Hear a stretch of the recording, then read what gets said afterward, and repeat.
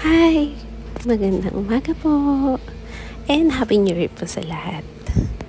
So, ngayon po, gagawa po ako ng pipino kimchi. So, o cucumber kimchi. So, kailangan ko lang din dito ng pipino, carrots, tapos yung onion leaves, then onion, garlic, tapos chili. Yung chili na ginamit ko, yung chili powder. Pwede din kayo gumamit ng gochujang para mas mabilis. Sugar. Yan lang po. So, syempre yung pipino, lalagyan natin siya ng salt. Aano natin yung tubig niya para pagkasi nilagyan natin siya ng salt, yung tubig niya hihiwalay dun sa may laman ng pipino. So, ganun yung ginawa ko. So, iaano ko lang siya ng konti. Ibababad ko lang dun sa may asin. Tapos, pag okay na yun, i-drain ko lang yun. Tapos, susunod, ito na yung carrots. I-slicing ko lang din to ng maninipis. Para, ano mo yun, yung mas mabilis siyang, kasi diba sa kimchi, maliliit talaga yun. Para yung ma-ferment siya ng mas mabilis. Kasi pag masyadong malalaki, masyadong matigas yung carrots eh. So, i-slicein mo lang siya talaga ng maninipis. Same dun sa pipino. Pero yung iba ang ginagawa, yung parang bilog-bilog lang. Akong ginawa ko, hinaba-haba ko din para parehas lang ng carrots. So, ayun nga. I-slicing ko na.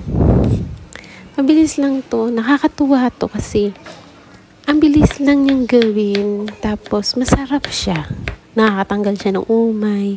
Mas gusto ko na ngayon to kaysa dun sa atsara. Kasi diba yung atsara masyadong maasim. Ito naman, sakto lang. Kaya siguro, nakaka-addict din talaga ang kimchi. Tapos, yung dahon ng sibuyas lang ginamit ko. Yan. 10 piso lang yung binili ko. Kasi konti lang na may ginawa ko. Tapos, sibuyas din po. Isang sibuyas lang nilagay ko kasi hindi ako masyadong mahilig sa sibuyas. Sa lasa ng sibuyas. Tapos yung imbis na atawag dito, ikadkadin ko yung bawang. Hiniwa ko na lang siya ng pino kasi wala akong pangkadkad. Yung parang maging siya, parang tawag dun? Yung pandurog talaga. Kaya ang ginawa ko, ginayat kahit ko lang siya na maliliit. Yan. Tapos ito, yan. Tatanggalin ko na yung tubig niya. Kung gusto nyo hugasan, kunyari napadami yung asin nyo pala, pwede nyo pong hugasan yan, tapos templahan nyo na lang ulit ng asin. Kasi yung ginawa ko dyan, medyo umalat, kaya ang ginawa ko, hinugasan ko, tapos tinimplahan ko na lang ulit para medyo milasa. Kasi yung iba ang nilalagay dyan, di ba huhugasan. Tapos, ang gagawin, pag nahugasan na, patis yung nilalagay nila. So, asin pa rin na may ginamit ko. Tapos nalagyan ko pala to ng sesame oil para may lasa-lasa din pala siya. Tsaka sesame seed. Iba kasi yung lasa nun nabibigay nun. Para sa akin, bukod sa aroma niya, nakakadagdag din siya ng lasa ng sarap. So yan, paghalo-haloin ko lang yan, yung mga ingredients niyan. Pag napaghalo-halo mo na yan, pwede na yun. Pwede mo nang kainin yun. Pero mas masarap yung medyo ibuburo mo muna siya sa ref.